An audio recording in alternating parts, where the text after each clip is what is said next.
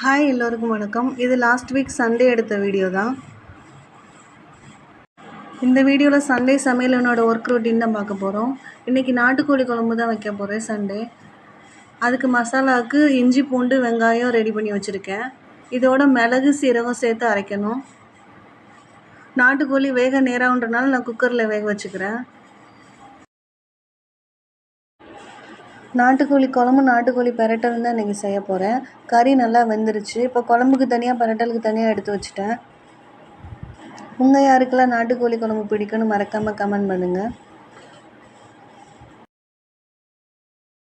நம்மளோட வீடியோ இப்போ தான் ஃபஸ்ட் டைம் பார்க்குறீங்கன்னா மறக்காமல் சப்ஸ்கிரைப் பண்ணுங்கள், லைக் பண்ணுங்கள், ஷேர் பண்ணுங்கள். வீடியோ பிடிச்சிருந்தா மறக்காமல் கமெண்ட் பண்ணுங்கள். இப்போ இந்த அரைச்சி வச்ச மசாலாவை சேர்த்துக்கிறேன். இதில் 3 கரண்டி அளவு குழம்புத்தூள் சேர்த்துருக்கேன்.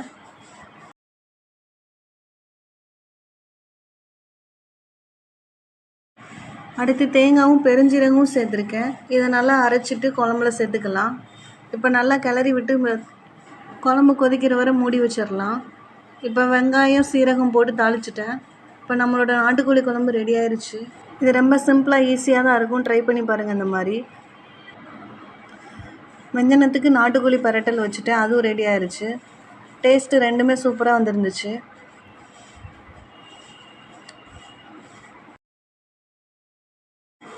சண்டே எப்போது சாப்பிட்டுட்டு கொஞ்ச நேரம் டிவி பார்ப்போம். அதுக்குள்ளேயும் சாயந்தரம் ஆயிரும். அப்புறம் அடுத்த நாள் காலையில் வேகமாக வேலைக்கு ஓடணும். இதுதான் எப்போதும் ரொட்டீனாக இருக்கும். சாப்பிட்டு முடிச்சுட்டு பால்கனியில் வந்து உட்காந்துட்டோம். நல்லா காற்றடிச்சிச்சு. வேடிக்கை பார்த்துட்டு உட்காந்துருந்தோம். கிளைமேட் சூப்பராக இருந்துச்சு. அப்புறமா மாவு அரைக்கிறதுக்காக உளுந்து அரிசியெல்லாம் ஊற போட ஆரம்பிச்சிட்டேன்.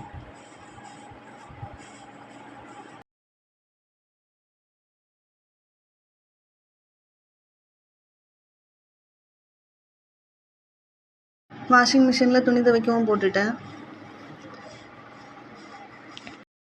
இந்த கிரைண்டரில் மாவாட்டிட்டு கழுவுறப்ப தான் ரொம்ப சிரமமாக இருக்கும். சின்ன கிரைண்டராக இருந்தால் கூட ஈஸியாக கழுவிடலாம். 1 வீக்குக்கான மாவு ஆட்டி வச்சுட்டேன். எனக்கு இந்த சண்டே இப்படி தான் போச்சு. உங்களுக்கு இந்த வீடியோ பிடிச்சிருந்துச்சுன்னா மறக்காமல் லைக் பண்ணுங்கள், ஷேர் பண்ணுங்கள், கமெண்ட் பண்ணுங்கள், சப்ஸ்கிரைப் பண்ணுங்கள். Thank you all.